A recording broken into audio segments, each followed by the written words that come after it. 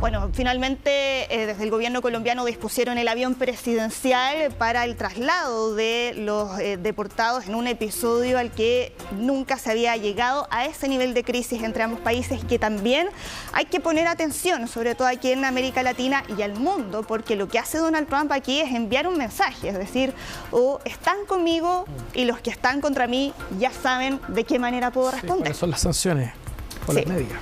Veamos ahora otras imágenes que nos llegan desde Brasil con otro episodio tal vez parecido, del mismo tenor, Pato, porque desde el gobierno de Lula da Silva acusaron a Estados Unidos de trato denigrante a los migrantes brasileños que han sido deportados desde Estados Unidos. Estas imágenes que estamos viendo corresponde a 88, quiero decir, pasajeros que los vemos ahí esposados de pies y manos en un vuelo de repatriación del Servicio de Inmigración y Control de Aduanas en Estados Unidos, y que era un vuelo que se dirigía primero a la ciudad de Belo Horizonte, que había aterrizado por problemas técnicos en la ciudad de Manaus, y que después se dispuso un vuelo de la Fuerza Aérea de Brasil para que continuaran su trayecto. La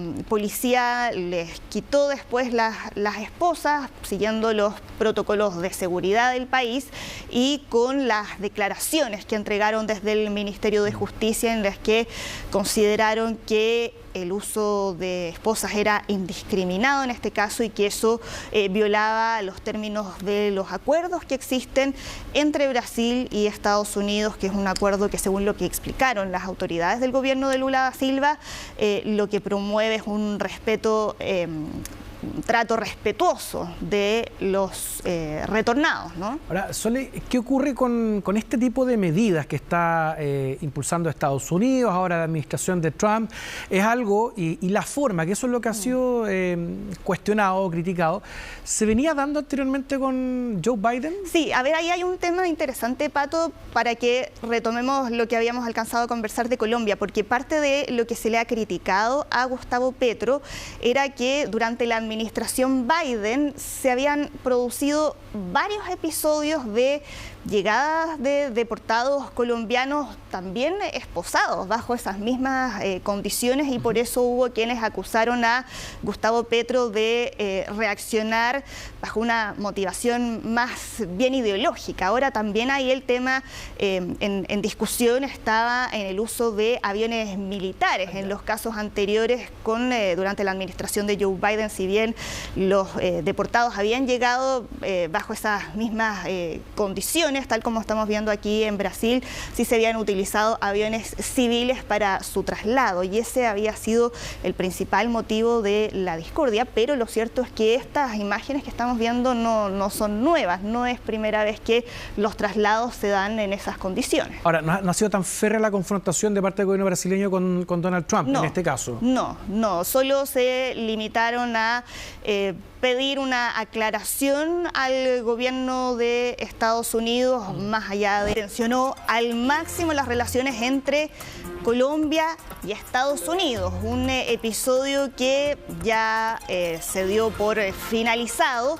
Pero repasemos qué fue lo que ocurrió, porque Donald Trump lo que hizo durante el fin de semana fue anunciar sanciones arancelarias, ¿no?, contra Colombia, porque el presidente de ese país, Gustavo Petro, había desautorizado la llegada de aviones con migrantes colombianos que habían sido deportados desde Estados Unidos. Lo que le había molestado a Gustavo Petro era la forma con la que ellos iban a ser trasladados, no solo esposados, sino que en aviones militares. Ese fue el punto que generó ahí la discordia entre países que por años Colombia ha sido uno de los principales aliados de Estados Unidos acá en la región. Apelando a un trato digno, ¿no? Sí.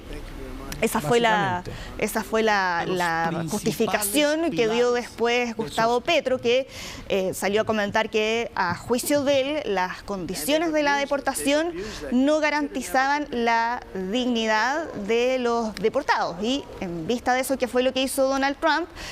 Impuso aranceles. Primero un 25%, que después a partir de la semana siguiente iba a ser del 50%. Otros tipos de restricciones bancarias también. Anunció que se iban a revocar las visas de los funcionarios del gobierno, y después Gustavo Petro adoptó la misma medida, respondió de manera recíproca. Y en términos arancelarios, claramente a productos que importa o envían a Estados Unidos, hablamos del café, claro, el por café, ejemplo, petróleo también. Petróleo, plátano, el aguacate, la palta está ahí dentro de esa lista. Que se entiende además que son productos o servicios que también requiere Estados Unidos. Sí, de hecho Colombia es el tercer principal socio comercial de Estados Unidos aquí en América Latina, o sea, iba a ser una decisión que para ambas partes iba a tener ahí un impacto significativo. Eso para lo curioso de alguna manera, sí, de la decisión que pretendía tomar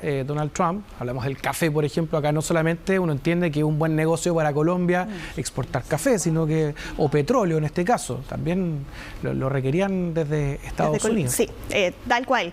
Y después de toda esta disputa en la que Gustavo Petro salió a responderle a Donald Trump en un mensaje que algunos calificaron ahí como tal vez visceral, finalmente después el gobierno de Colombia dijeron que habían aceptado todos los términos del presidente Donald Trump. Tenemos declaraciones del canciller de Colombia para que pasemos a escuchar. El gobierno de Colombia informa que hemos superado el impasse con el gobierno de los Estados Unidos. Seguiremos recibiendo a los colombianos y a las colombianas que retornen en condición de deportados bajo la directriz del presidente Gustavo Petro. Tiene dispuesto el avión presidencial para facilitar el retorno de los connacionales. Más allá de la molestia que hicieron públicas después de dar a conocer esas imágenes. Vamos ahora a otro tema para revisar lo que está ocurriendo también en la Franja de Gaza, porque lo que vemos ahí es la llegada de miles de palestinos que a partir de este lunes ya llegaron al norte de la Franja de Gaza. Habían sido desplazados de manera forzada después de los ataques del 7 de octubre de Hamas a Israel y la posterior respuesta de Israel. Se encontraban principalmente en campamentos de refugiados en el sur de la Franja de Gaza, y ahora que ya entró en vigor el alto al fuego al que llegaron hace poco más de una semana entre Israel y Hamas, fue que pudieron regresar a sus hogares para reunirse con sus familias, para buscar también a sus cercanos que muchos de ellos están aún desaparecidos, o ver en qué condiciones se encuentran las viviendas que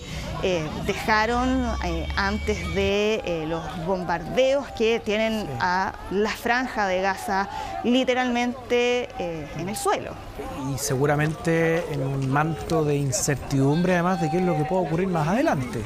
Sí, porque bueno, sabemos que durante el fin de semana, a propósito de Donald Trump, hubo ahí algunas declaraciones que dentro del mundo árabe han generado mucha polémica, porque el fin de semana, cuando Donald Trump iba viajando hacia Florida, estaba a bordo del avión presidencial, y se le preguntó cuál era su plan para Gaza. Y él dijo, yo espero que desde países como Egipto o Jordania acojan a 1,5 millones de palestinos desde Gaza, y que es algo que para quienes viven en la Franja de Gaza tienen el temor de que eso pueda significar una expulsión definitiva, que no puedan regresar a sus hogares, y bajo la oposición además de países como Egipto y Jordania, que han dicho que rechazan tajantemente las últimas declaraciones de Donald Trump.